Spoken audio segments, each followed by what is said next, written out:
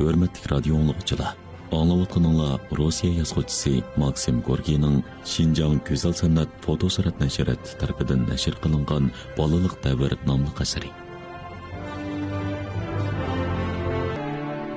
Bovam birdamdan keyin oshxonaga chiqdi.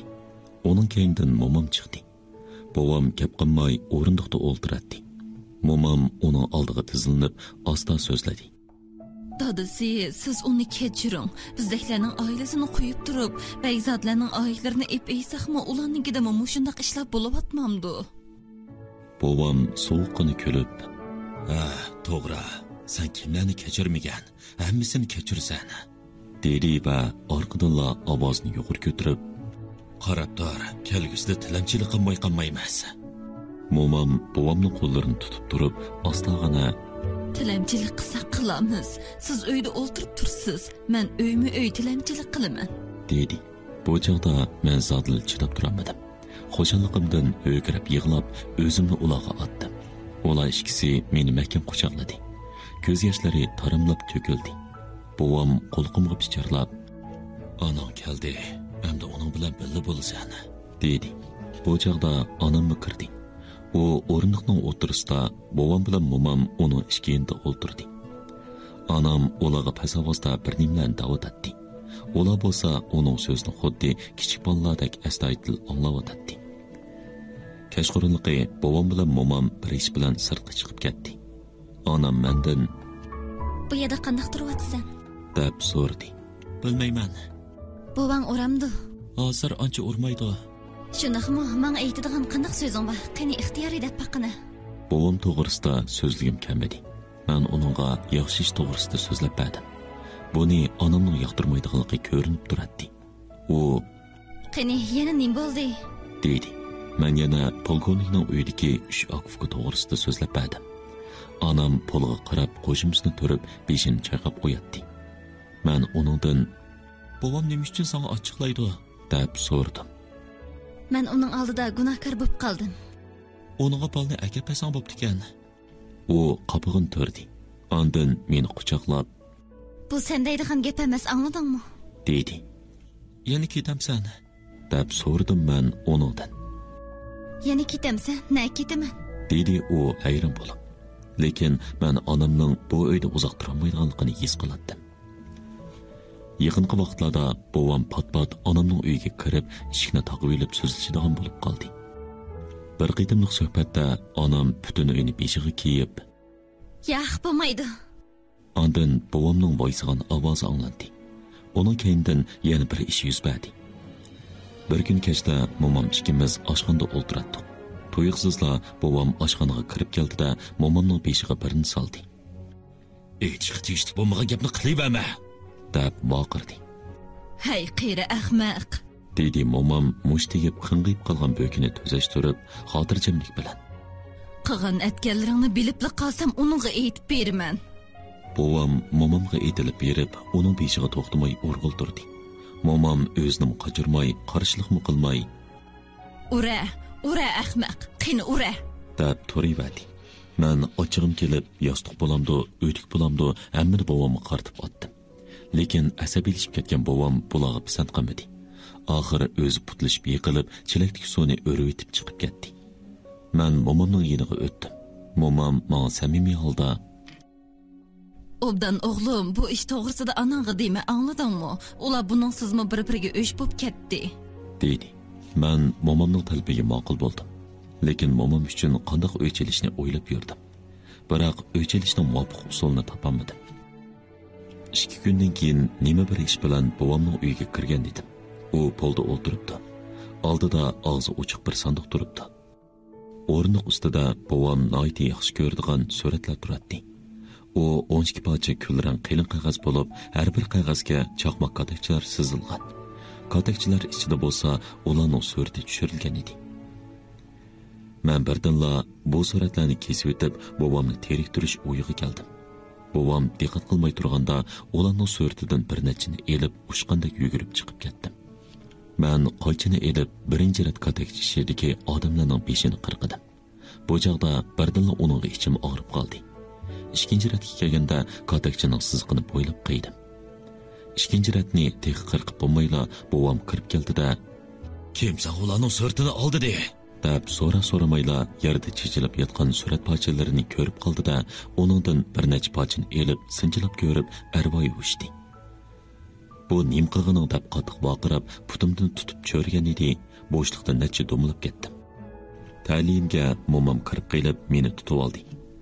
Bovam momam bilan ikkimizni mushtim bilan dombalashga boshladi va to'xtamasdan "Senlarni o'ldirayman" deb chaqirdi. Angacha onam kirib keldi. O meni to'sqash, bovamning qo'lini tutib olib ishtiribdi va "Bu nima qilayotganchilik" dedi. Bovam yerda o'ldirib olib, jenini parcha "Hammasi menga qarshi. Hay!" deb baqirdi. Nemishqa buni qilasiz, uyat emasmi? Deydi onam tamkin qiyofatda. Bovam yana konini kerib bag'irga o'tirdi. Onam uning bilan kar bo'lmay kesib tilgan suratlarga qarab qo'yib, "Men bularning hammasini daqiqa chaplab beraman, o texmi pishiq bo'ladi" deydi. Bovam o'rnidan turib, ko'ranglik bilan kiyimlarini tuzashtirib, "Bugunni chaplab bergan. Men senga hozirda boshqa boriqlarni akirib beraman" dedi. Bovam bo'sig'iga pag'anda kayniga burilib, barmoqi bilan meni ko'rsatib, "Uning razo adabini berish kerak" dedi. "Shuni qilsa bo'ladi" deb ma'qulladi onam va men tarafga engishib, "Nemishqa kesivatding" dedi. "Atay kesvatdim. Endi momamni yana urib baqsinchi qani. Yana urdigan bo'lsa soqilnimi kesyotaman" dedim men. Momam beshin chayqab meni ayblagandek qilib, "Demaski va'da qilgan eding-ku" dedi. "Buvang momangni qachon urdi?" deb so'rdi onam menga qarab. "Sen so'ravama, buning bilan koring bo'lmasin" dedi momam ochig'i bilan. Onam bir nim demoqchi bo'ldi-yu, yana og'izni yumdi. Chunki bovam bu tarafga qarab kelyotdi. Onam kelib uzun o'tmay bovamning ijarikashlari bilan do'st bo'lib oldi. U har kundagidek kechda tashqir qo'yildagi qo'shnilarning uyiga kirib ketadi. Bovam uning bunday qilishini yoqtirmaydi. U terkib, "O'lgurlar, yana bir yerga yig'ilishibdi-ku" deydi. Uzun o'tmay bovam hamma ijarikashlarning uyini bo'shatib berishni talab qildi. Ular ko'chib ketgandan keyin bovam tashqir qo'yildagi uylarni quluplab, "Bizning bu uylarni ijaraga berishimizni ochdiqamidi? Uni o'zim mehmonxona qilaman" deb jakarladi. Rost degandak bayram kunlari bizning uyga turli mehmonlar kelgan bo'ldi. Ularning ichida Yakov tog'am boshlab kelgan Toqirbosh Yekchashma soatchi mening diqqatimni qo'zg'adi. Soatchi doim bir bo'lingda jim o'tiradi. Noit semiz kolpiklari qilin, qo'liqi yo'g'on kelgan bu odam bir ko'z bilan hammaga noit diqqat bilan qaraydi. Bovam soatchi bilan pichirlab so'zlashdi. U barmoqlari bilan bir nimani shart qilib ko'rsatdi. Soatchi onimga qaradi va beshini ningishdi. Bu soatchi Yakov tog'am bilan bir necha qitim kelgandan keyin bir yakshanba kuni kunduzi yana keldi. O chaqda men onamning uyida uningga yordamchi berib Momam tuyuqsizla eshikni ochib, u keldi deb qo'yibla g'oyib bo'ldi. Onam beparvo o'ltiraverdi. Eshik yana ochilib, bovam bo'sig'ida paydo bo'ldi-da, g'odiyib turib, "Kiyimingni kiyib chiqqan" dedi. Onam o'rnida medirlamay, bovamga qaramay, "Nega?" deb so'rdi. "O'zing bilasan" dedi bovam sipoy talaffuzda. "O nayti yuvosh, qo'lda obdan o'nir bor odam. O'g'lingga yaxshi dada bo'ldi" "Men senga aytay, bu mumkin emas" dedi onam xotirjamlik bilan uning so'zini o'zib. Bovam onam tarafga bir ikki qadam tashlab, chiroyi o'ngan holda, "Menga bo'lmasa o'zim so'rab chiqaman" deb baqirdi. Dedi onam o'rnidan dasturib. U chiroyi o'ngan holda darhol ko'pda yo'qlarini selib o'tib, ro'pashkisi bilan qoldi. Ondan bovamning oldiga keldi. "Mana so'rab chiqa" Bovam mushtimni tugib onamga devaylab, "Kiyimingni kiygan" dedi. Onam bovamni ishtirib etib, eshikning tutqushini tutib, "Yur, mangayli" dedi. "Dakkani bermaydigan bo'lsam" dedi bovam pichirlab. "Qo'rqmayman" dedi onam va eshikni ochvatdi. "Qani, mangayli" Bovam endi qattiqlik qilmadi. U onamning ro'pashkisini etigidan tutib, "Bizni sharmanda qilmoqchimi" deb atrofga ko'zi yuritib, yolur qoldirdi. Apsi, sen nada?" Bu chaqda momam onamning oldini to'sib olgan edi. U onamni eshikdan ishtirib kirgizib, "Uyga kir" dedi. Ondan bobomni tushkalab, Hey, ishning yo'lini bilmaydigan qeri. dedi. Ondan keyin momam onamga, Kiyimingni kiygin. dedi. Onam yerdan kiyimini elib o'tib, Men uning qishig'i chiqmayman, anglayotamsizlar? dedi. Momam chiqib ketdi. Bir kundan keyin soatchi oldingi uydan chiqib, beshini egib turdi. Momam uning yonida pichirlab, O'zingiz bilasiz, zo'rlagan bilan bo'lmaydi. dedi.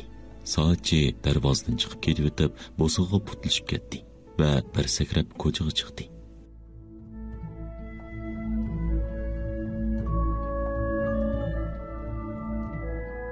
Bu vaqadan keyin onam g'ayratlanib, qaddini ruslab, uyda bosh bo'lib qoldi.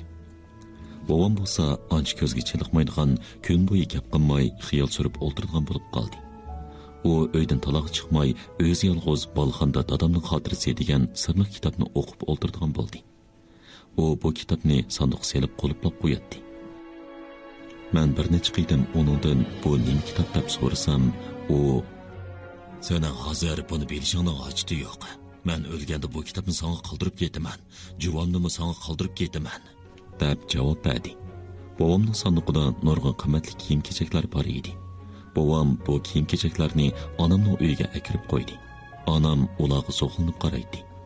Bobom "Yosh vaqtimizda kiyim-kechak hozirgidan ko'p chiroyli ham pozir edi. Qani, sen kiyib ko'rgan" dedi. Onam yonki uyga kirib ketib, bir pasdan keyin zar tutgan chiroyli bir ko'ylakni kiyib chiqdi va bobomdan Yarishibdimi? deb so'radi. Bobom onamning atrofini bir aylanib chiqib, "Hey, var-vara, puling ko'p bo'lgan bo'lsa, atrofingda yaxshi kishilar bo'lgan bo'lsa" dedi. Onam hozir tashqarqi o'yildiki, ikki qiz uyda turadi. U uyda doim degudek mehmonlar uzilmaydi. Bo'libmi bayram kunlari onam hamon chiroyli yasinib, mehmonlar bilan birga chiqib ketadi. Har qitim onam har xil har yangi kiyingan mehmonlar bilan birga darvozadan chiqib ketishi bilanla uy ichi birdanla jimjitlikqa cho'kib ketadi. Faqat bobomning o'z-o'zicha "Mayli, qarab boqayli, oxir qandoq bo'larkan" deb xo'donshigan ovozini anglatdi. Bayramdan keyin onam Mixail tog'amning o'g'li Sasha ikkimizni maktabga olib berdi.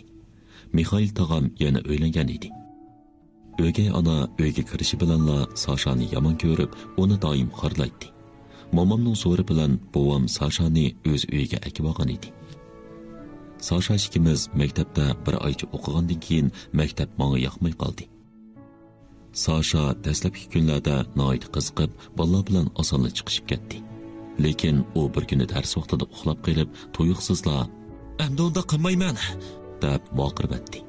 Buni anglagan bolalar uni sangli qilib qattiq kulishdi. Ular Sashani masxir qilgan bo'lib qoldi. Atsi maktabga ketib o'tib, yarim yo'lga borganda Sasha to'xtab, "Sen ketavergan, men bormayman. Maktabga borgandan ko'ra o'ynaganim yaxshi" dedi. U sumkasini yo'l bo'yidagi qoriga ko'mib qo'yib ketib qoldi. Men uni g'inoyat havaslandim. Biroq onamni xafa qilg'im kelmay maktabga ketdim. Sasha ko'mib qo'ygan sumkasini topolmay, atsi uning maktabga bormasligiga bahon tepildi. 3-chi kuni bu ahvol ma'lum bo'ldi. Bovam, momam, onam oshxonada ustalning atrofida o'tirib, Sasha ikkimizni so'roq qildi. Sasha bovamning savollariga noit kulgilik javob berdi. "Nemishqa maktabga bormaysan?" deb so'radi. "Maktabning niyatligini unutib qolibman" deb o'diqmasdan javob berdi Sasha. "Unutib qoldingmi?" dedi bovam ishonmay. "Rostla unutib qoldim, bo'lmasa ko'p izladim" deb turib oldi Sasha. "Uning bilan maqsam bo'lmamdi, u bilatdi" dedi bovam meni ko'rsatib. "Unimi yo'qotib qo'ydim." "Qandoq yo'qotib qo'yding?" Sasha o'yinni bilib, tamkin oldi. "Shivirgan chiqib ketib, hech nimani ko'rmay qoldim" deb javob berdi. Hammaylar qoqoqlab kulib-atdi. U kuni havo ochiq bo'lib, hech qanday shivirgan bo'lmagan edi. Sasha mo to'ydirmay miyiqida kulib qo'ydi. Bovam so'q kulib qo'yib, "Uning qo'lidan yoki beldan tutib olsang bo'lmasmidi?" dedi. "Men tutib olgan, biroq bo'ron uchirib ketdi" deb tushundirdi Sasha. Bovam bizni bir qurtum bo'ladi. Ondan keyin ilgari o't o'chirgichi bo'lib ishlagan bir qeyrni bizga qarashga yolladi. Uning vazifasi Sashaning maktabdan qaytishidan saqlanish edi. Lekin bu chorama asqatmadi.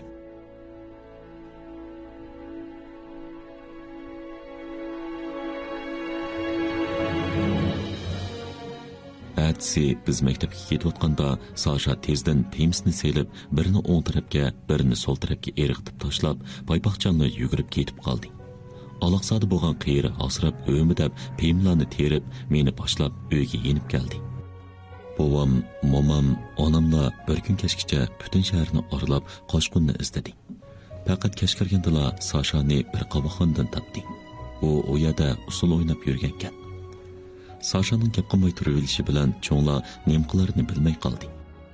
Shuning bilan asli yeydigan tayoqdan qutulib qoldi. Kechda ikkimiz karvatda birga yotdik.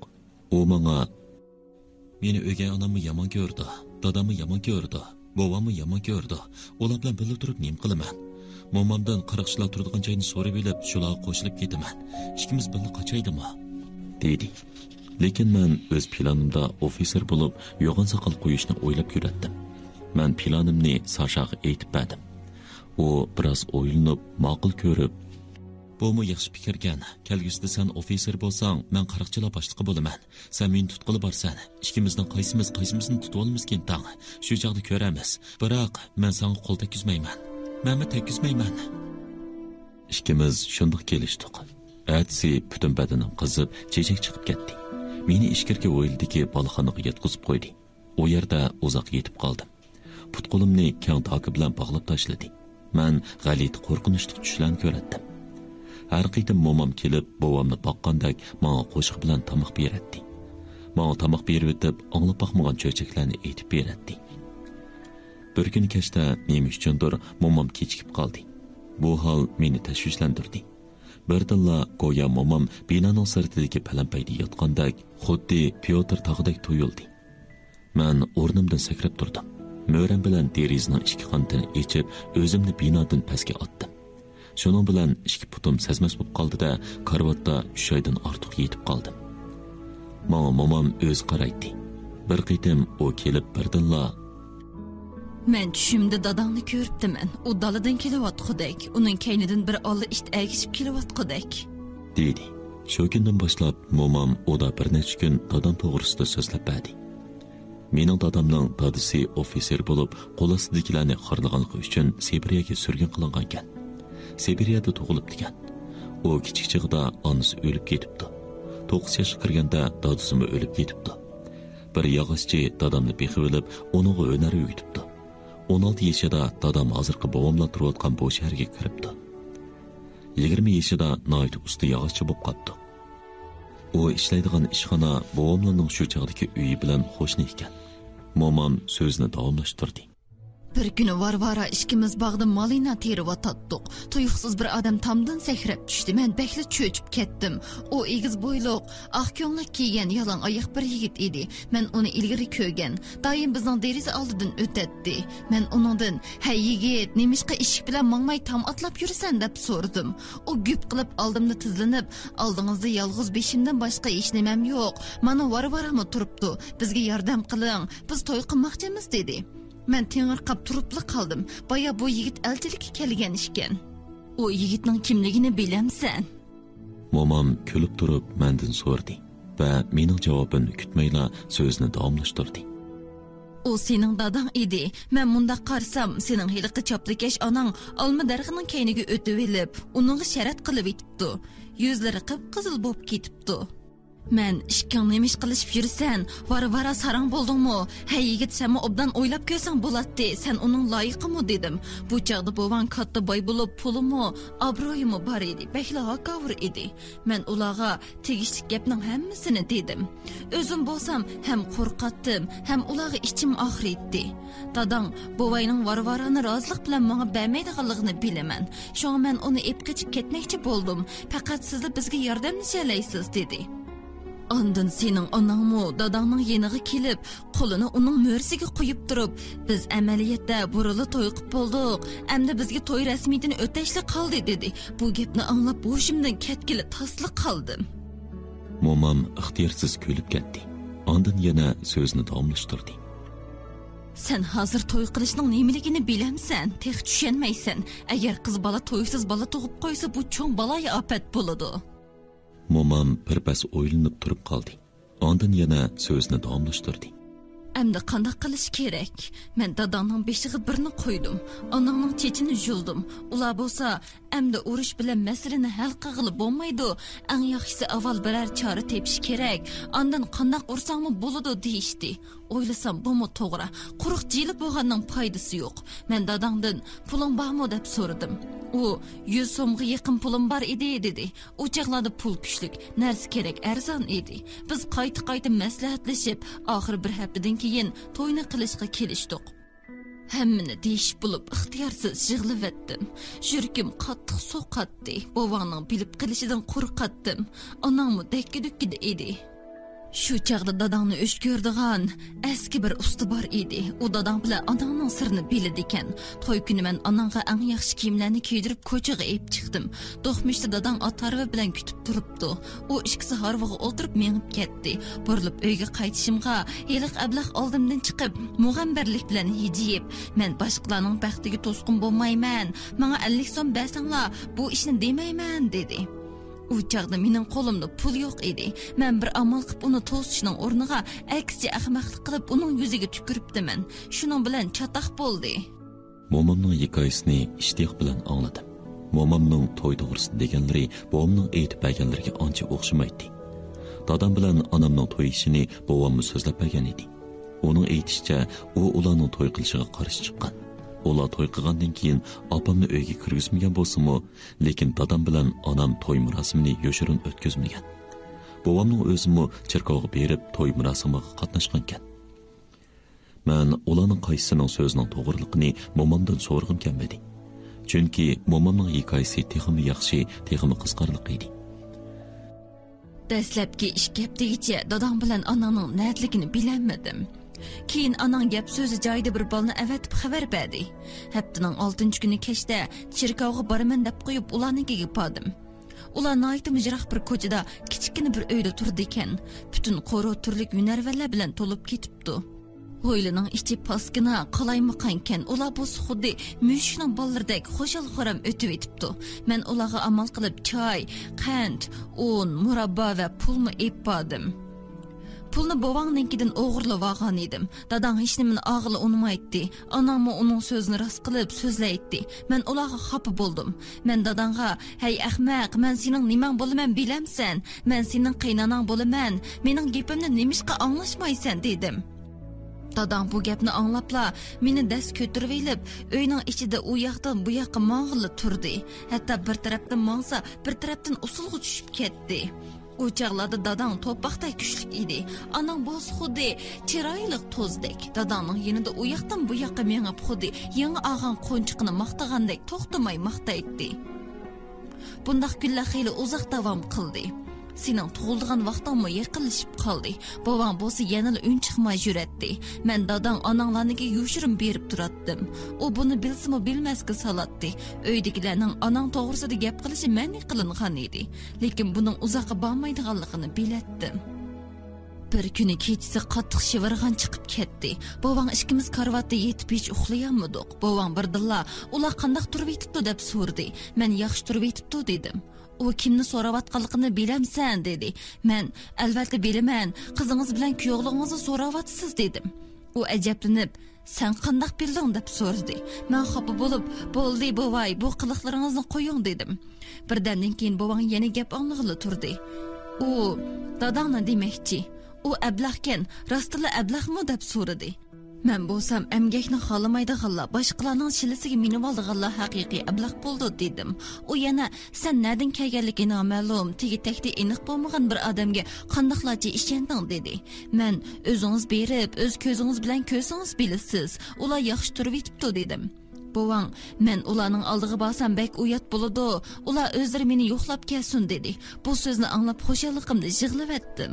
U "Yig'lama, men undaq bag'ir tashlardan emas" dedi. Dadam bilan anang rostilla qaytib keldi.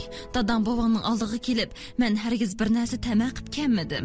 Qiynatining hurmati uchun keldim" dedi.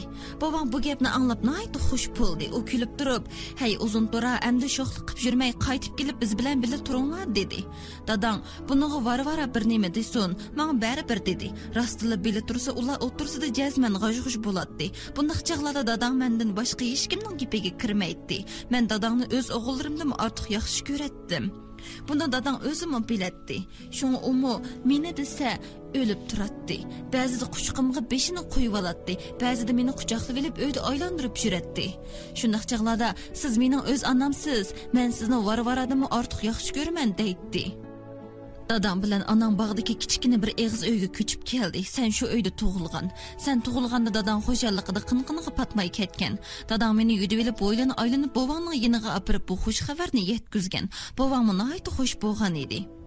Sening tag'inlaring bo'z uni yomon ko'ratdi. Mixail tag'an xuddi bobongga o'xshash ishchitar, adovatchi bir odam. Shun ular bir amal qilib dadangdan o'chamoqchi bo'ladi. Bir yil qishda dadang ishki tag'an bilan mehmondorchilikdan qaytib kelib bir kunning yendan o'tib ketayotganda, ular dadangni birga muz teyilimiz deb aldab apirib, muz to'nlagan suvga ishtirib tushirib etibdi. Tog'larim nima uchun shuncha tosh yurak? deb so'radim men uning gapini bo'lib. Ular tosh yurak emas, balki faqat nodon, ahmoq. Momam mening savolimga javob berib bo'lib, so'zni davomlashtirdi. Dadam muzning ichidan beshini chiqarib, muzning girvigini tutib olibdi. Lekin ular uning qo'llariga dastlab barmoqlarini qiyma-chiyma qilib etibdi. Taliga yarasha dadam maskan. Tag'inlaring bo'lsa g'arq maskan. Dadam ularning qo'li yetmaydigan bir yerga uzib berib olibdi. Ular amal qilmay uningga qaritib, muz parchalarini etibdi. Oxir o'zi cho'kib ketar deb tashlab ketibdi. Dadam suvdan bir amal qilib chiqib yaqin atrofdagi soqchi idorasiga beribdi. Soqchi dadamni va bizning uydagilarning hammasini bilatdi. U dadamdan nemish bo'ldi deb so'rabdi. Dadam oiladagilarni qo'g'dab qolmoqchi bo'lib, masjidda ezib ko'lga kirib qilib, kashkulga tushib ketibdiman debdi. Soqchi uning so'ziga ishonmabdi, chunki u haraq ichmagan ekan. Dadam soqchi idorasida badallarni quritib, quruq kiyimlarni almashtirib olgandan keyin soqchilar uyga akilib qo'ydi. Bu chaqda yiliqi ishki tag'andek qaytib kelmay yana ishkili ketgan ekan. Uning ishkimiz dadamga qarasak, to'nug'siz bo'lib ketibdi. Butun badani ko'pga ko'kirib ketgan, barmoqlardan qon tepchirab turibdi. Uning bu holini ko'rib biz ixtiyorsiz chirqirib etdik. Yiliqi soqchi noyati musazgir ekan, uni buni so'rashtirg'ili turdi. Ahvolning chatoqligini sezib, onamni soqchini gapga tutib turishga qoldirib, o'zim dadamdan nemish bo'lganligini asta so'radim. Bu qisqacha ahvolni aytib, ondan Mixail bilan Yakovning oldini to'sib, ularga chandirib qo'ymasligini topilab qo'yishimni, bo'lmasa soqchidan adabini yeydiganligini aytdi. Men bu gapni anglab ko'chaga chiqib ularni saqlab turdim. Ular kelishi bilan har ikkisining qochtig'i soldim. Ular birdila sagidi. Yakov qo'rqib ketib, men hech nimani bilmayman. Hamman qilgan Mixail. U akamg'o deb bizni aplab-saplab soqchini yo'lga soldi. Uyda dadam onang uchimiz qolganda dadam yig'lab ketdi. U yig'lab turib mendan ular nemishqa menga ziyonkashlik qiladi. Men ularga nima yomonlik qildim ana, nemishqa undaq qiladi deb so'radi. Men unga javob beramay uning bilan tanishig'ladim. Onang koptisining tugmalarini uzib etib, xuddi urushib qolgan odamdek chochlarini paqpaytib o'ltiradi. U dadamga biz ketayli, aka ukalarım bizga dushmanlik qilsa bu yerdan ketayli deydi. Men ularga qayta nasihat qildim. Shu arda bobong yiliqi ishga ablaqni kechirim so'rashga avatibdi. Shu chaqda dadam bilan onang oran tinjidi. Dadam shuning bilan og'rib 7-8 hafta yotdi. Dadam bilan onang bu yerdan oxir ketdi. Ular atiyozda birinchi paraxot bilan mongan edi. Momam derisdan sirtga qarab xeyli uzoq jim turgandan keyin birdanla Shundaq, dadam bilan qinimiz boshqa bo'lgan bilan dilimiz bir edi deb qo'shib qo'ydi. Kechasi uyqum kelmaganda deriza oldiga berib, osmondagi yulduzlarga tikilib qaraydim. Bir muncha qayg'uliq hikoyalarni to'qiydim. Hikoyada asosli o'rinni dadam oladi. U har doim qo'lda tayoq tutib, yo'nliq ishtini agash turib, dalada yolg'iz yuradi.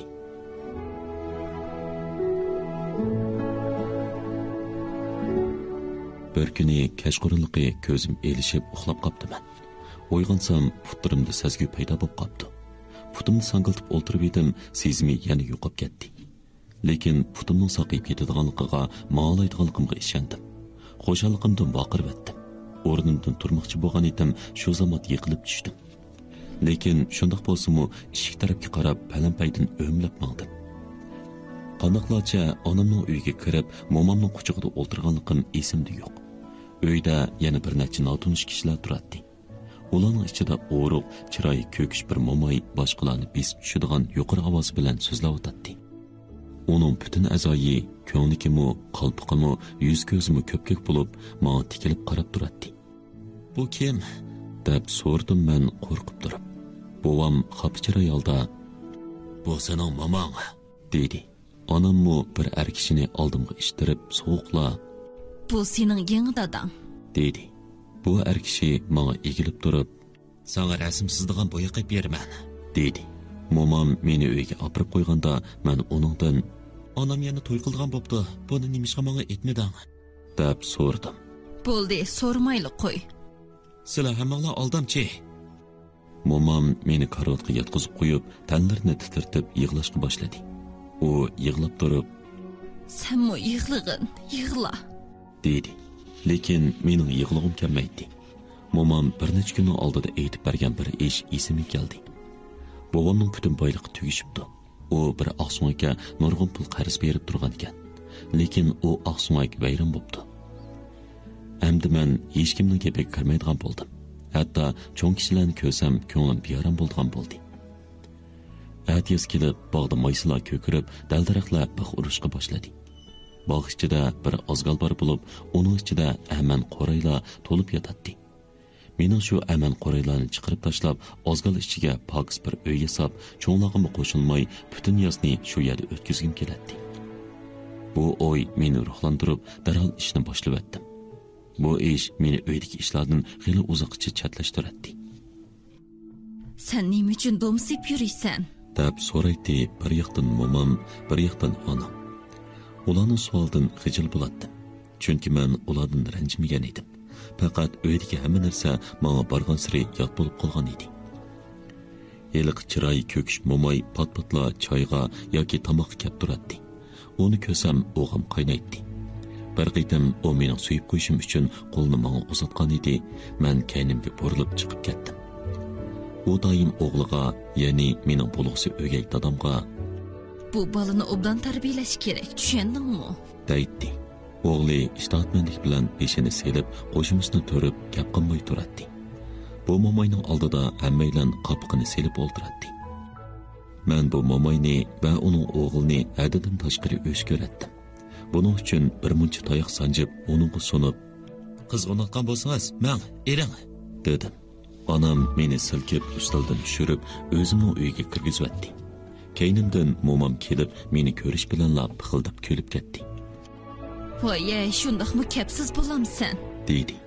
Rostini aytganda to'limi kapsizlik qilg'im keladi. Lekin keyin bu orzuyimdan yenishga majbur bo'ldim. Bir qitim men chiroyi ko'kish bu momoy bilan uning o'g'lining o'rindiqlariga yelim surkab qo'yib edim.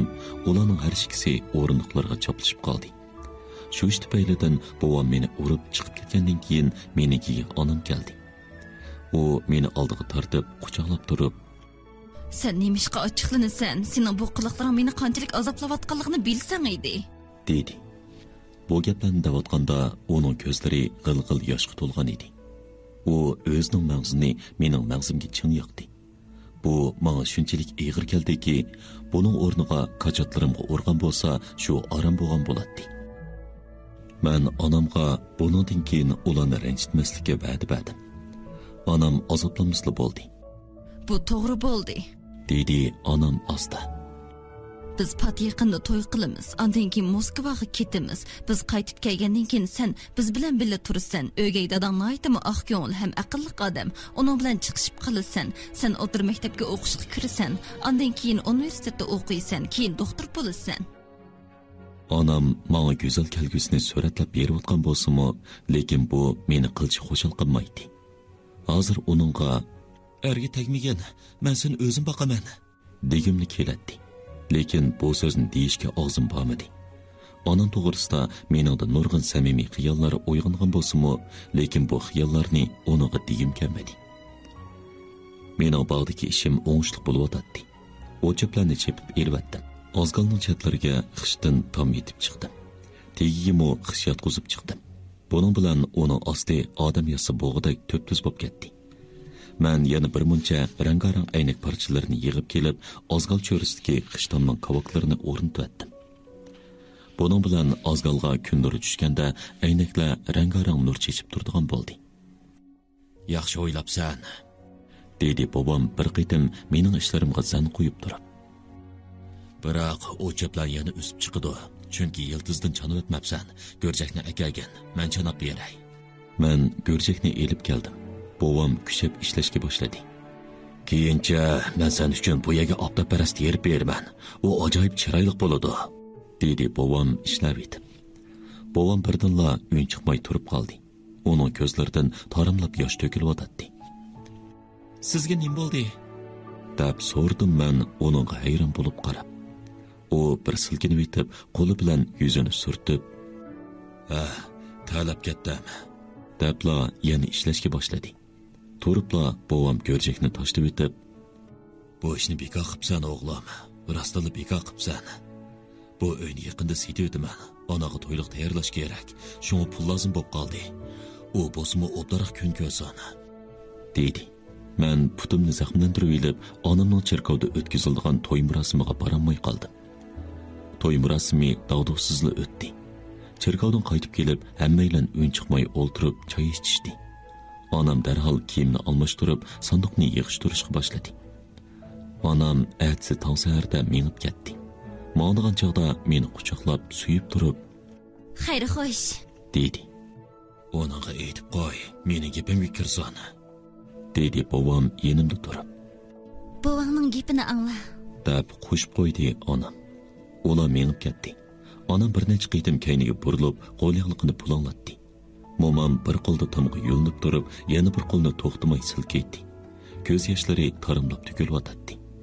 Bobommo ko'z ish qilib turadi. "Yur, choy ichamiz", dedi bobom mening bo'ramdan tutib turib. "Qaraganda bundan keyin men bilan yashaydigan o'xshaysan." Bobom ikkimiz atini kechgacha uyn chiqmasdan bog'da ishladik. U dal-daraxtlar bilan haplashdi. Men bo'lsam o'zimning kichik uyini yasash bilan avora bo'lardim. Ozgalning chetiga bir necha yog'och qadab, uning qushlarimning qapsini esib qo'ydim. Yana quruq qo'raylardan zich chitliq to'qib, lampa yasib oldim. Judun kunlardan boshqa butun yozni bog'da o'tkazdim. Momammo kechasi ko'pincha bog'da yotadi.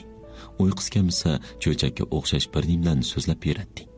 Mening anglagan og'ilmaganligim bilan faqatla kori bo'lmaydi. Momamning yiqimliq so'zlarining ta'siri bilan ixtiyorsiz uxlab qolib, atsi atdiganda qushlar bilan tang uyg'onatdim. Atdiganda kun yuzimga tushib turadi. Atdiganlik havo tabiatning sof va illiq purqiga to'lgan edi. Bu mezgil mening butun hayotimdagi eng xotirjam bo'lgan, ta'sirotlar eng ko'p bo'lgan mezgil edi. O'zimga ishonish hissiyoti mana shu yoz faslida vujudga keldi. Bobomning mijozi borgan sari o'silishib ketdi. Uning so'zlari tetiqsizlashib, hadislar voqirib chaqirib turadigan bo'lib qoldi. Momam bilan pat-patla urushadigan, hatto uni uydan qo'g'lab chiqaradigan bo'lib qoldi. Momammo bir necha kungacha uyga qaytib kelmaydi.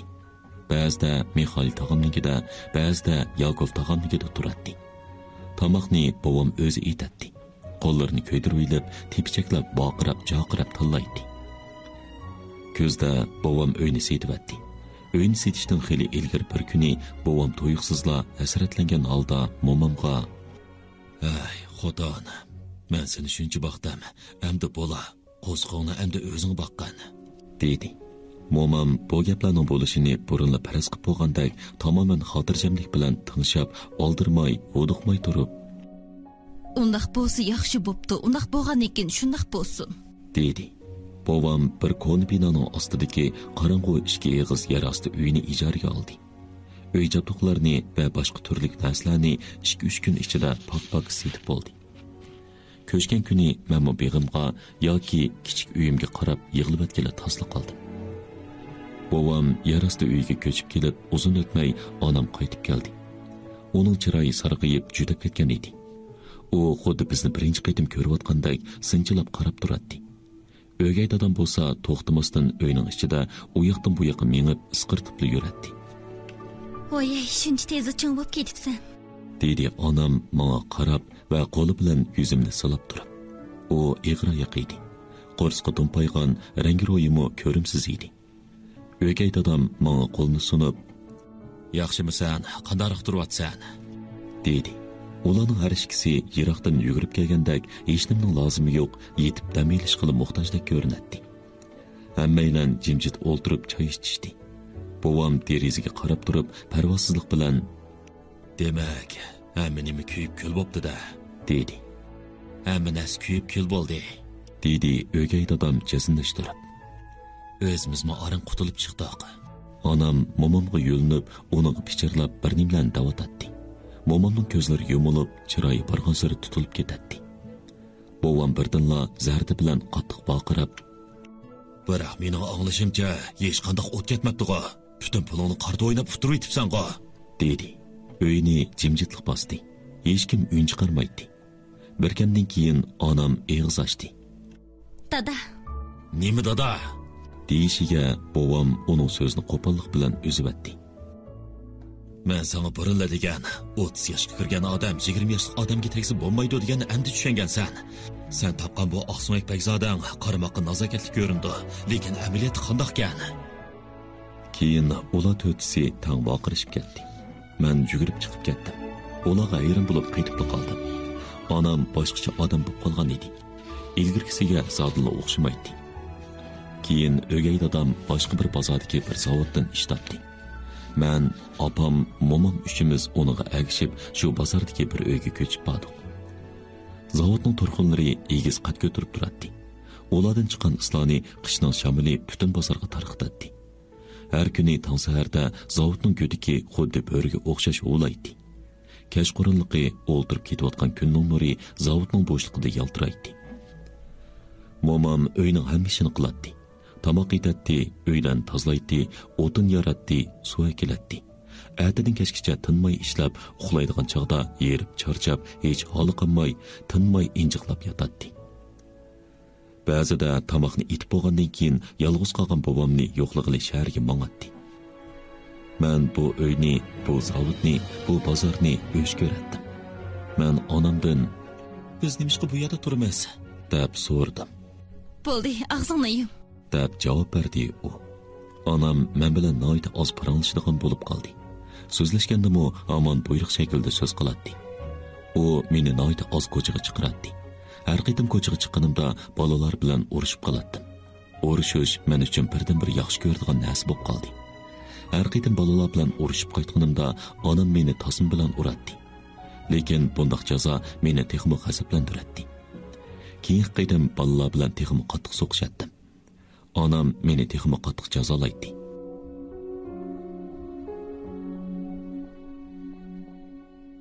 Bir qitim men uni ogohlantirib, "Endi yana urdigan bo'lsang, qo'lingni tishlab olaman. Ondan keyin dalaga qechib berib, to'nglab o'laman" dedim.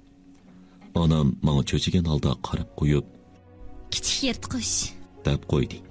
Hasan Husandagi yorqin muhabbat tuyg'ulari mening qalbimda asta-asta o'chishga boshladi. G'azab o'ti yuragimda borgan sari lavildab yenishga boshladi. Bundoq turmush ancha uzoqqa bormadi. Onam ko'zi yurishdan ilgari meni yana bovamning yoniga avatdi. "Qandoq?" dedi bovam meni ko'rish bilanla. "Ko'nala dunyoda hech nima o'z onasiga yetmaydi deyishadi. Endi o'z onasiga emas, oljigan qeri bovsiga yetmaydi desak bo'ldi ekanda." Men texi bovamning yangi joyini obdaroq ko'rib yiqishga ulgurmay, momam bilan onam bolasini elib kelib qoldi. O'gay dadam zavodda askar qilganligi uchun zavoddan qo'g'ilibdi. U yana bir ish tepib, vokzalda bilet sotquchi bo'libdi. Ma'lum vaqt o'tgandan keyin meni yana onamnikiga avatdi. Onam binoning ostidagi bir yer osti uyda turdi ekan. Onam meni darhol maktabga olib berdi. Maktab birinchi kunla menga yoqmadi. Men maktabga onamning oyog'ini va momamning chopinini bozib tikib bergan chopinni kiyib borgan edim. Bu kiyimlarim bilan darrov kulkiga qoldim. Lekin men bolalar bilan tezlik chiqishib ketdim. Faqat muallim bilan popla meni yoqtirmadi. Muallim sapseriq, taqirbosh bo'lib, menga tikilib qarab, tinmay mendan qusur chiqarib turadi. Men uning qiliqlaridan sho'xlik bilan o'ch oldim. Yerim tovuzni abchilik bilan eshikning beshiga qo'yib qo'ydim. Muallim kirib eshikni yepishiga, eliqi yerim tovuz dal muallimning taqir beshiga qalpoqdek kiyilib qoldi. Albatta, bu sho'xliqim uchun rosat hayiq edim. Dars beradigan yoshgina, chiroyli kelgan muallimmo darsga kitobni elib kelmaganligim va uning so'zini to'g'riganligim uchun meni yomon ko'rib qoldi. U sinfga kiribla birinchi bo'lib mendan "Kitob akeldingmi?" deb so'raydi. "Yo'q, akelmadim ha?" deb javob berdim. U terkib, "Ha deganing nimasi? Seni o'qitqim yo'q, uyingga ket" dedim. Buning ranjimadim. Dars tugagicha ko'chada xo'shal o'ynab yurdim. O'qish natijamning yomon emasligiga qaramasdan qamlashmagan qiliqlarim uchun pat yaqinda maktabdan qo'g'ilganligimni uqtirib qo'yishdi. Bu hol meni sal ansirtib qo'ydi. Buning bilan cho'ng ko'ngilsizlik bo'ladi. Chunki onam bargan sira asabiylashib, meni pat-patla dombalaydigan bo'lib qolgan edi. Lekin shu jiddiy paytda bir qutquzuvchi kelib qoldi. Maktabimizga bir episkop kelib qoldi. U bo'yi pokarroq, ustiga kang kiyim kiygan odam edi. U sinfga kirishi bilanla sinfning ichi xo'shallik kayfiyatga to'ldi. U bir necha baldan savol so'rgandan keyin meni chaqirdi. Avval ishimni so'radi. Ondan darsliklar to'g'risida so'zlab berishimni aytdi. Men kitobim bo'lmag'achqa uni o'rganmaganligimni aytdim. Shuning bilan bu muallimga she'rlarni yodlab berdim. Hikoyamni so'zlab berdim. Uning noyta astoydil anglayotganligini va noyta rozi bo'lganligini bayqadim. Lekin muallim bilan pop uning mening qanday kapsizlik qilganligimni aytib berdi. U anglab bo'lib qo'lini beshiga qo'yib turib, "O'zing tutib olgan o'g'lim, ortiqcha sho'xlik qilma. Ozroq sho'xlik qilsang mayli, ortiqcha sho'xlik qilsang kishini ranjitib qo'ydi" dedi. Ondan bolalardan yuqori ovoz bilan so'radi. "Meni deganim to'g'rimi bolalarim?" Bolalar tangla to'g'ri deyishdi. Episkop bolalardan "Sizlar sho'xlik qilmaydigansizlar" deb so'radi. Bolalar kulishib, taraf-tarafdan cho'qirishib, "Yo'q, bizmi sho'xlik qilamiz" deyishdi. Episkop o'rindiqqa yo'linib, "Qiziqish, men sizlarchilik vaqtimda bakli sho'xdim" dedi. Bu gapga hammaylar, hatto muallim va popmu kulishib ketdi. Episkop ketgandan keyin maktab meni qayta avor qilmadi. Mening maktabdagi ishim hal bo'lib ketdi. Lekin uyda bir xatolik o'tkazib qo'ydim. Onamning bir so'm pulni o'g'irlab qo'ydim. Biroq buni atay qilmagandim. Men zerikib o'gay dadamning bir kitobini elib varaqladim. Kitobning ichidan bir 10 so'mlik, bir 1 so'mlik qog'oz pul chiqib qoldi. Kitobni tushunamaganligimdan qatlab qo'ydim. Shu chog'da birdanla 1 so'mga men orzu qilib kelayotgan Robinson haqidagi kitobni olg'ili bo'lganligi o'yimga keldi. Bu kitobning borligini yaqinda anglagan edim. Bir kuni maktabda dars oraliqidagi dam olishda bolalarga cho'chak aytib beryotdim. Birdanla bolalarning biri meni sog'liq qilib, "Shumi hikoya bo'ptimi? Robinson haqidagi hikoya haqiqatan bo'lgan vaqa" dedi. Robinsonni o'qigan bir necha bolami u kitobni maqtadi. Momamning cho'chaklari ularga yoqmaganligiga noit xafa bo'ldim. Shuning bilan Robinsonni o'qib chiqib, ularga shumi hikoya bo'ldimi deb bilishni ko'nglimga pukib qo'ygandim. Ikkinchi kuni eliqi 1 so'm pulga bir necha kitob va ba'zi yemekliklarni oldim. Maktabdan kelsam, onam tovida tuxum pishirayotgan ekan. U meni ko'ribla qandoqdir bir g'alati ovoz bilan, "Bir so'mni sen oldingmi?" deb so'radi.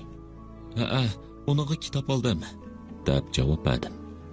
Onam meni qattiq urvatdi.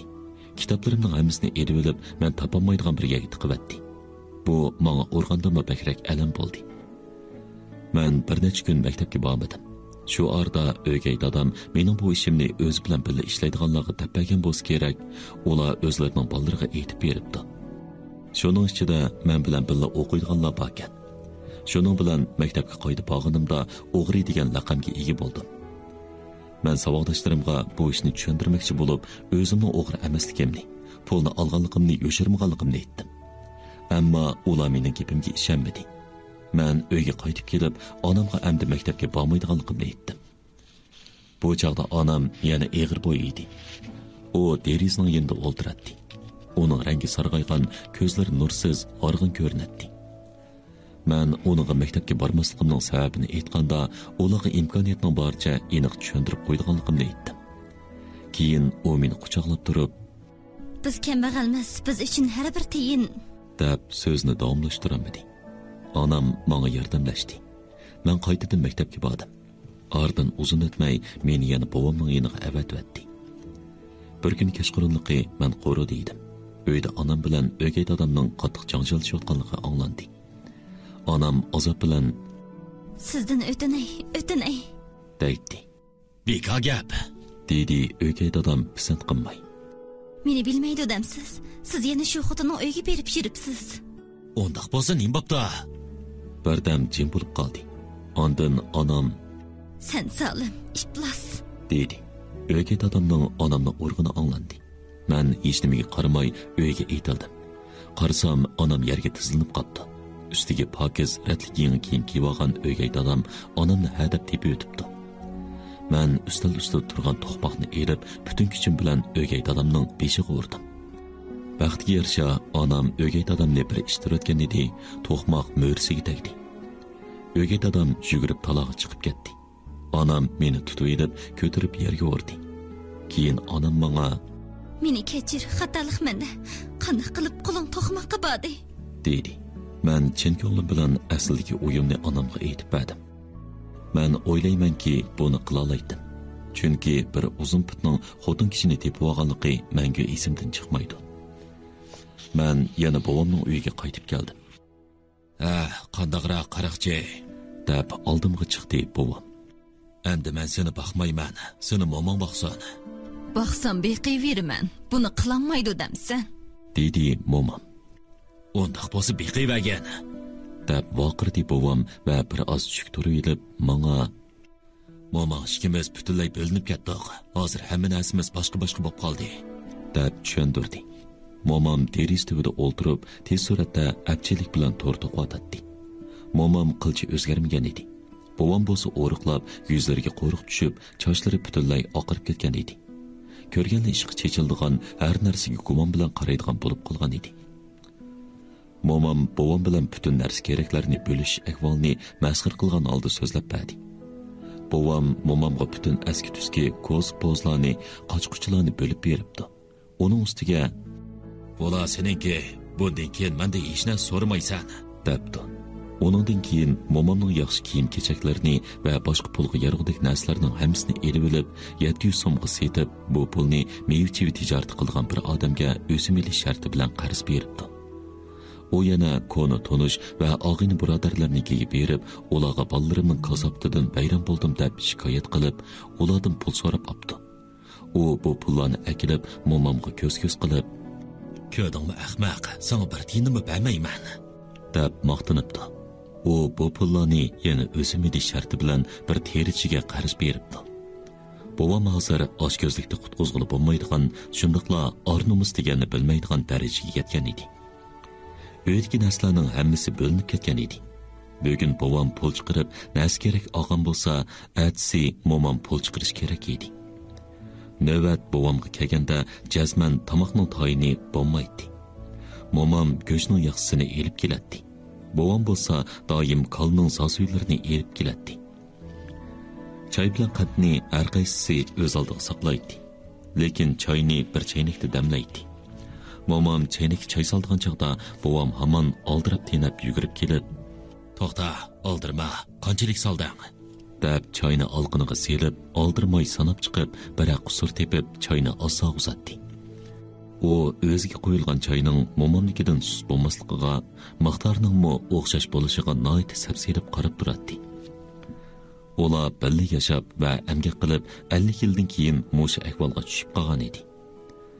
Men bobomning bu qiliqlarini ko'rib, bir turib kulgim keladi. Bir turib nafratlandim. Momam bo'lsa kulib qo'yadi. Bo'pti, deydi momam meni paslab. Buvay qiyrigan sir oljib qivyotdi. U 80 ga keldi. Oljisi oljivasun. Ishkimizning qo'rsiqini baqalayman. Qo'rqma.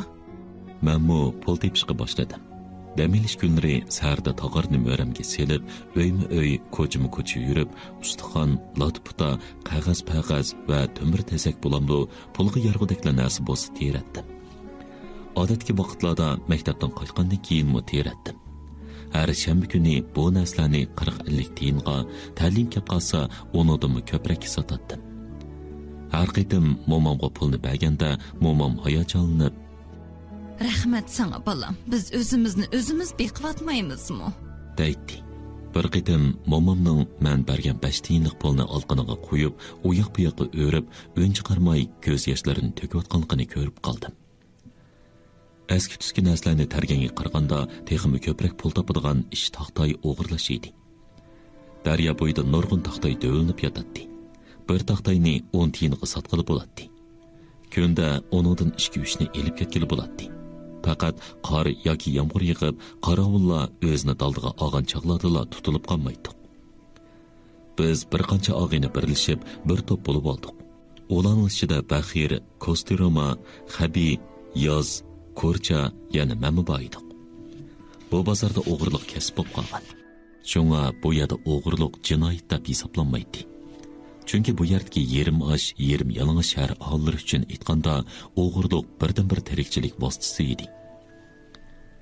Biz ishni o'ngishli o'rindashning planini tuzdik. Qorong'i tushganda 2 bolni muz usti bilan taxtay dövlangan tarafga qarab minishga avatib, qorovullarning diqqatini o'zga tatqizmoqchi. Qorovullar ularga diqqat qilib turganda, to'timiz uchiga ilmek bog'langan arg'amchilarni elib, taxtayga elib olib, so'rab qochmoqchi bo'ldik. Bunda qilsak, qorovullar bizni sezmaydi. Sezib qolgandimi, qo'g'lab yetanmaydi. Biz planimizni ishga oshirgandan keyin taxtaylarni setib, tushgan pulni oltimiz tang bo'lishib oldik. Bu pullar bilan bir kun qo'saq boqilib bo'ladi. Lekin Baxir opsiga 4 sar haraq yepamsa, opsi uni uratdi. Kostroma kaptar elish uchun pullarni yig'ib qo'yadi. Cho'rkaning opsi og'riqchan edi. Shuning uchun u ko'proq pul tepishga tirishadi. Xabimo to'lgan shaharga ketish uchun pul yig'adi. Uni bu yerga tog'isi elib kelgan edi. Tog'isi bu yerga kelib uzun o'tmay suvga cho'kib o'lib ketibdi. Xabi o'z tug'ilgan shaharning ismini unutib qolgan edi. U faqat shaharning bir daryo bo'yida ekanligini bildigan. Biz bir necha og'ina noit inoq o'tdik. Ba'zida ozroq jidalchib qolsaqmi, oramizda urush bo'lib boqmagan edi. Baxir bizning kelishtirgichimiz edi. U aplashtirib qo'yishga usta edi. U noit oq ko'ngil edi. Hammani qadrlaydi. Onun qiliqlari bizga kulkilik to'yiladi. Navoda biz o'chaplarning ustida o'ltirib qolgandek bo'lsak, u shu zamon xafa bo'lib, "Nima bechora o'chaplarni bo'za qilisizlar? Yonki qumliqda o'ltirsanglar bo'lmamdi?" deb ko'tildaydi. Baxirning onasi tilamchilik qiladi. U Mordoviyadan kelgan edi. Shunga u o'zining onasini "Mening Mordoviya onam" deydi. Bir kuni u "Tönögün mening Mordoviya onam uyga yana mas keldi. U bosiqda o'ltirib olib naqsha etdi. Keyin shu yerda uxlab qoldi. Uni uyga akray desam kuchim yetmadi."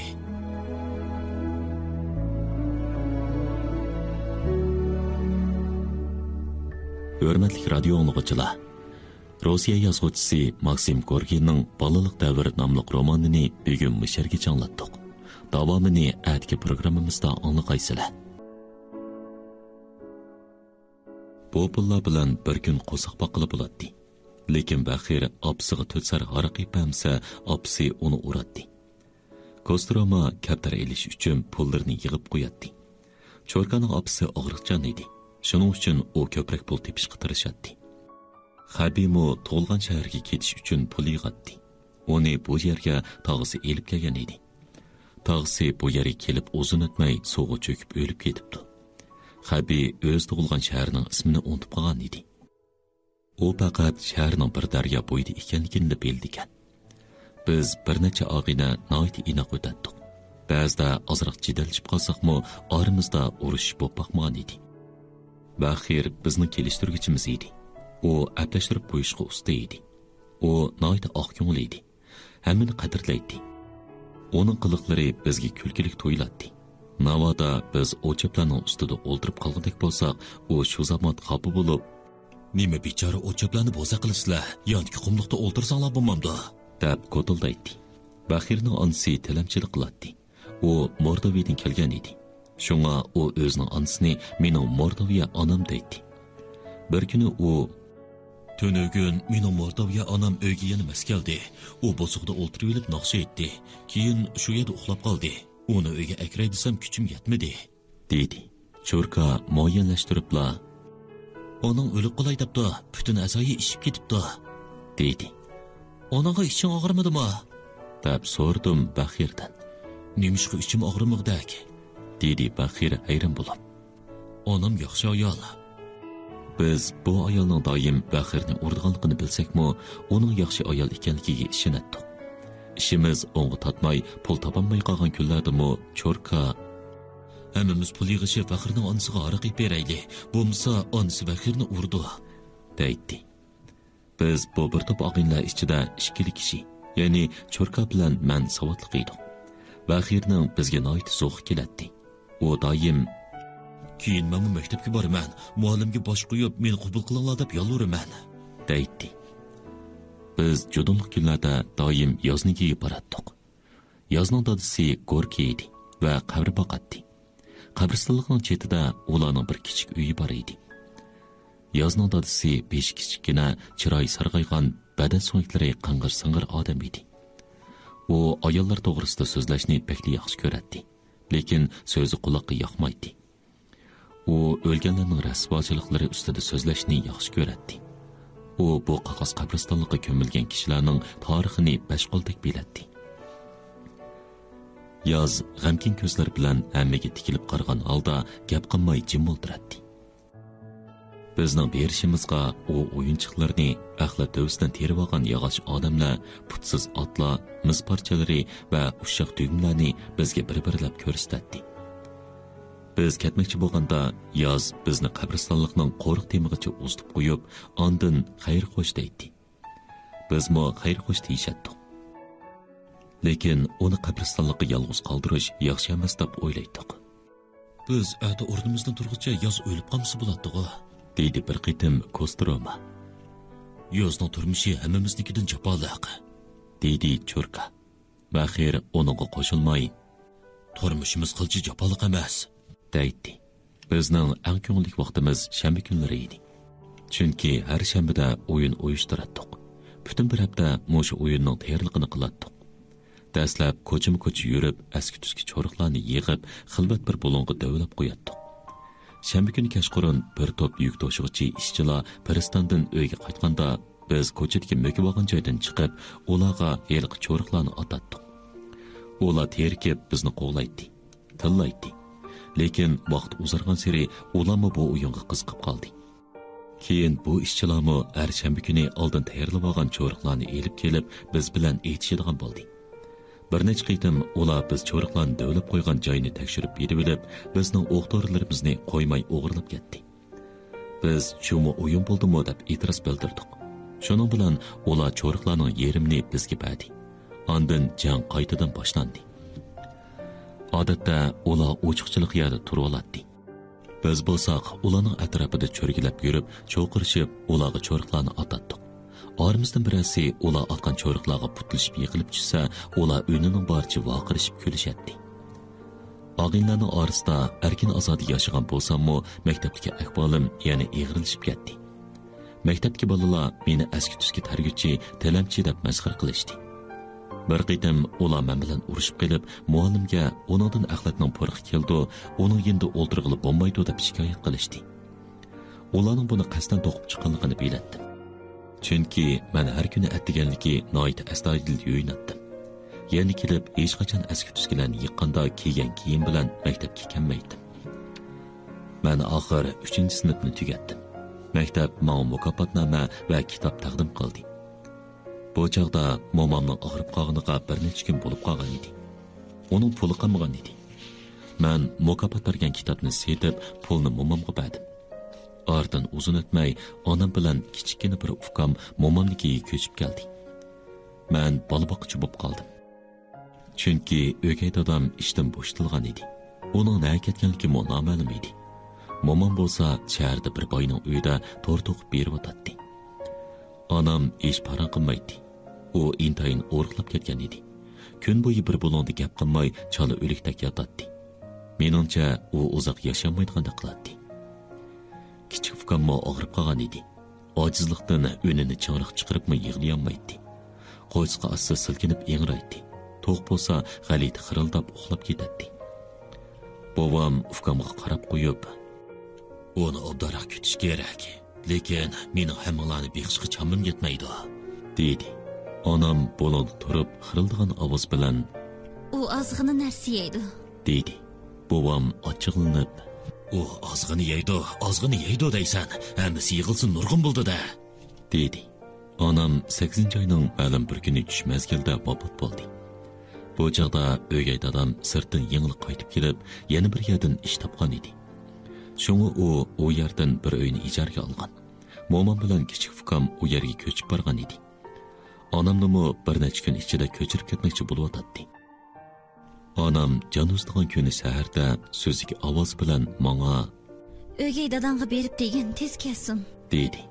U qo'lini tomga terib, o'rnidan orang qo'zg'alib o'tirib, chapsan yugurgin, deb qo'shib qo'ydi. Menga onam kulimsirayotgandek tuyuldi. Uning ko'zlarida qandoqdir bir xil yangi alomatlar chaqnab turardi. O'gay dadam kitob ko'rayotgan. Men bobomnikiga qaytib kelsam, onam so'z benapsirangli ko'nglikini kiyib, chiroyli tarinib, ilgirgidek so'ladik bo'lib, ustalganda o'ltiribdi. yaxshi bo'lib qoldingmi? deb so'radim men bir narsadan ansirgandek qilib. Onam o'rindiqdan turib, asta bo'lon tarafga mangdi. Karvatga yetib olib, bo'sh ovozda suv bergin, dedi. Men darhol bir chini suv akilib berdim. Onam beshini orang ko'tarib, bir yutum ichib, cho'nqir nafas elib, muzdaq qo'li bilan mening qo'limni ishtirib qo'ydi. Ondan bo'lonki suratga qartida menga tikilib qarab, qalpoqlarini midiriltib kulimsirgandek qildi. Ondan uzun kirpiklari asta yomildi. Men chinni tutgan holda onamning yuzining ko'kirishiga, nafsining to'xtashiga qarab, yanada uzoq turdim. Onamni ko'mib bir necha kun o'tgandan keyin bobom menga "Ay, sen bo'ynimga osadigan medal emas. Senme berib o'z joyingni topgan, o'z tirikchiligingni qilgan", dedi. Shuning bilan men tirikchilik qilg'ili ketdim. Hurmatli radio anglovchilar, Rossiya yozuvchisi Maksim Gorkiyning Balaliq davr nomli romani mush yerda butunlay oxirlashdi.